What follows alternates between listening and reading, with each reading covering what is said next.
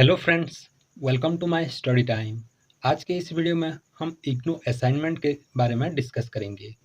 IGNOU assignment के related जो भी डाउट्स है आपके मन में, ये वीडियो देखने के बाद वो सभी डाउट्स आपके क्लियर हो जाएंगे।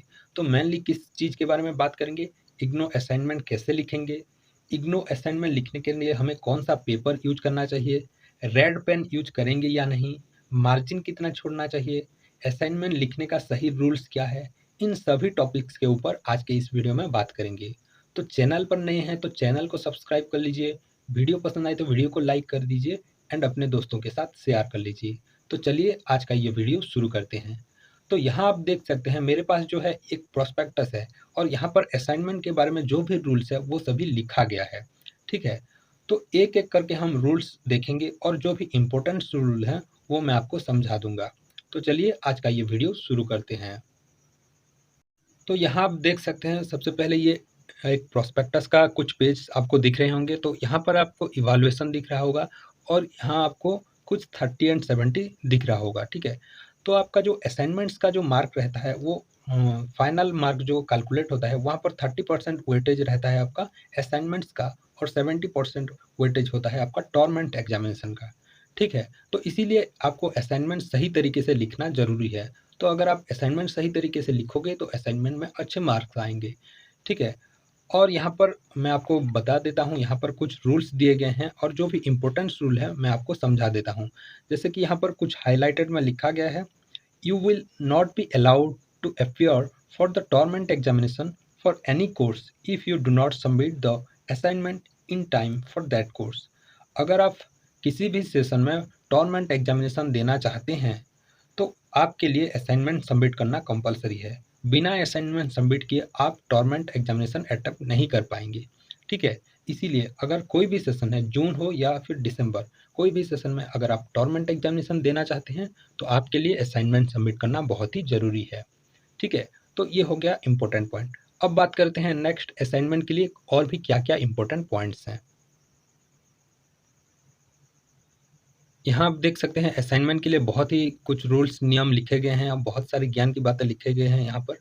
तो अगर आप इसे पढ़ना चाहते हैं तो नीचे कमेंट कीजिए, मैं आपको इसका जो पीडीएफ लिंक है वो आपको प्रोवाइड कर दूंगा।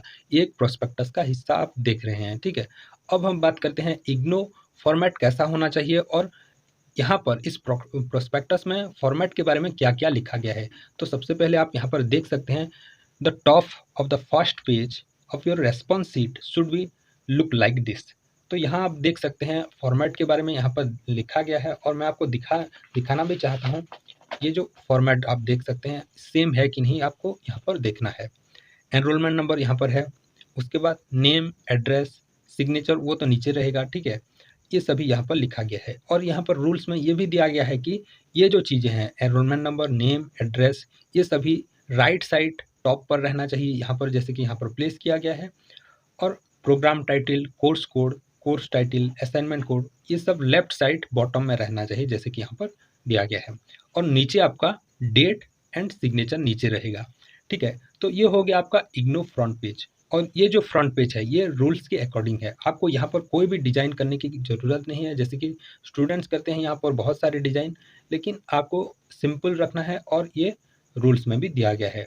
ठीक है, तो यहाँ पर ये हो गया आपका फ्रंट पेज। अब हम बात करते हैं कौन सा पेपर यूज करेंगे, कौन सा पेन यूज करेंगे, इन सभी चीज़ों के बारे में हम बात करते हैं।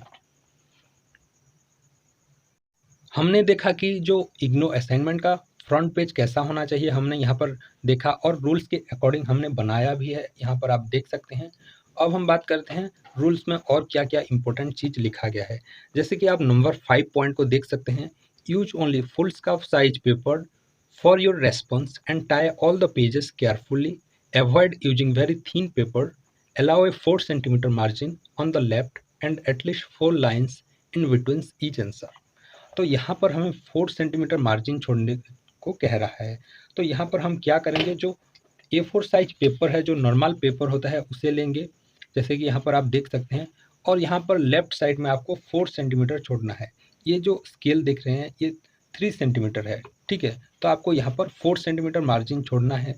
तो यहाँ पर मैंने डबल मार्जिन छोड़ दिया है। ठीक है, यहाँ आप देख सकते हैं डबल लाइन दे दिया है क्योंकि ये दिखने में अच्छा लगता है। और ऊपर मार्जिन छोड़ने के लिए यहाँ पर कोई भी इंस्ट्रक्शन नहीं दिया गया है, लेकिन ऊपर अगर आप मार्जिन नहीं छोड़ेंगे तो आप जब असाइनमेंट लिखोगे, जब आंसर लिखोगे, तो आपको यहाँ से शुरू करना पड़ेगा और वो दिखने में बहुत ही खराब लगेगा, ठीक है। तो यहाँ ऊपर भी आपको मार्जिन छोड़ना है, यहाँ पर 3 सेंटीमीटर का मार्जिन छोड़ा गया है ऊपर में, और यहाँ पर स्टार्ट करने पे आंसर बहुत ही सुंदर लगेगा, ठीक है। और यहाँ पर जो पेज है, पेज यहाँ पर राइट साइड के टॉप पर लिखा गया है, क्योंकि यहाँ पर हमने मार्जिन छोड़ा है, तो यहाँ पर हमें पेज लिखना सही हो जाएगा। अगर आप यहाँ पर नीचे पेज लिखोगे तो क्या होगा, जब आप असाइनमेंट का आंसर लिखते आएंगे तो यहाँ आंसर खत्म हो जाएगा और पेज नंबर आपको दिखेगा भी नहीं, ठीक है। तो आप पेज यहाँ पर राइट साइड के टॉप में लिख सकते हैं। तो यहाँ पर ये देख सकते हैं, ये एक नॉर्मल A4 साइज पेपर है और असाइनमेंट लिखने के लिए ये नॉर्मल जो प्लेन पेपर है ये परफेक्ट है, ठीक है। आप चाहे तो लाइनिंग पेपर भी यूज कर सकते हैं, कहीं पर भी रूल में वो यूज करने के लिए मना नहीं किया गया है, लेकिन प्लेन पेपर सही है। लेकिन आपका जो लाइन होता है लिखने में, अगर लाइन इधर उधर जाता है तो आप लाइनिंग पेपर यूज कर सकते हैं, ठीक है। ये हो गया पेपर। अब बात करते हैं कौन सा पेन यूज करेंगे, आपको रेड पेन यूज करना चाहिए या नहीं, इन सभी चीज़ों के बारे में भी हम बात कर लेते हैं। तो आप जब भी आंसर लिखेंगे तो आंसर आपको हमेशा ब्लू या ब्लैक पेन में लिखना है। तो यहाँ पर आप देख सकते हैं इस भाई ने लिखा है, जो क्वेश्चन है उन्होंने ब्लैक पेन में लिखा है और जो आंसर है उसे उन्होंने ब्लू पेन में लिखा है, ठीक है। तो जो आपका क्वेश्चन है उसे आप रेड पेन में लिख सकते हैं, लेकिन मैं आपको सजेस्ट करूँगा कि रेड पेन का कम से कम इस्तेमाल कीजिए, क्योंकि आप एक स्टूडेंट हैं तो टीचर लोग मार्किंग के लिए रेड पेन यूज करते हैं। तो यहाँ पर आप रेड पेन का इस्तेमाल बहुत ही कम कीजिए। आप चाहें तो कोई भी जो डीप ब्लू पेन होता है वो इस्तेमाल कर सकते हैं, या फिर जो ब्लैक पेन होता है उसे भी आप इस्तेमाल कर सकते हैं। तो यहाँ पर अगर आप क्वेश्चन को ब्लैक पेन में लिखते हैं या फिर कोई भी दूसरा पेन जो कलर पेन होता है उसमें लिखते हैं, और आंसर को अगर ब्लू पेन में लिखते हैं तो वो आपके लिए बेटर होगा। तो यहाँ पर और एक चीज़ मैं बता देता हूँ, आपको एक ही साइड में लिखना है। जैसे कि यहाँ पर ये प्लेन है और इस साइड में लिखा गया है राइट साइड में, तो आप इसी तरीके से लिखेंगे। और एक चीज़ बता देता हूँ, यहाँ पर देखिए नंबर 2 यहाँ पर स्टार्ट हुआ है, ठीक है। नंबर 2 स्टार्ट हुआ है तो उन्होंने लिखना स्टार्ट किया, उसके बाद फिर छोड़ा, फिर यहाँ पर नंबर 2 कंटिन्यू हो रहा है, ठीक है। और यहाँ पर देखिए नंबर 2 खत्म हो गया, ठीक है। तो उन्होंने क्या किया, ये जो पेज रह गया है, ये कुछ बचा हुआ पेज रह गया है, तो उन्होंने क्या किया, यहाँ पर कुछ लाइन्स का गैप दे दिया और यहाँ पर नंबर 3 कंटिन्यू किया। क्योंकि ये जो है ये एक ही कोर्स के अंदर आ रहे हैं, एक ही असाइनमेंट क्वेश्चन के अंदर आ रहे हैं, तो यहाँ पर ये आप कर सकते हैं, ठीक है। पेज जो है उसे वेस्ट मत कीजिए, उसके नीचे कुछ गैप दे दीजिए और वहाँ लिखना स्टार्ट कर दीजिए नेक्स्ट आंसर, ठीक है। वो रूल्स में भी लिखा गया है, उसे आप यूज कर सकते हैं। तो अब हो गया पेन के बारे में भी हो गया, पेपर के बारे में भी हो गया, ठीक है। अब कैसे असाइनमेंट सबमिट करेंगे उस चीज़ के बारे में डिस्कस कर लेते हैं, ठीक है। तो जब आप अपना जो असाइनमेंट है वो कंप्लीट कर देंगे तो यहाँ पर फॉर्मेट कुछ ऐसा होना चाहिए। फर्स्ट पेज में आपका जो इग्नो फ्रंट पेज रहना चाहिए और यहाँ पर आपको जो डिटेल्स हैं वो फिल करना है। उसके बाद आपका असाइनमेंट आपका जो आईडी कार्ड है उसका कॉपी यहाँ पर रहना चाहिए। तो यहाँ पर आप आईडी कार्ड अपना यहाँ पर जो कॉपी है वो सेकंड में दे दीजिए।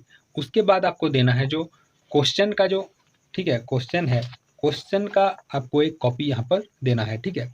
तो पीडीएफ में आपको क्वेश्चन मिल जाता है और जो क्वेश्चन का पार्ट है उसे आप प्रिंट कर लीजिए और उसे आप यहाँ पर अटैच कर लीजिए। उसके बाद आप क्या कर सकते हैं, जो असाइनमेंट है वो लिखना आप यहाँ पर शुरू कर सकते हैं।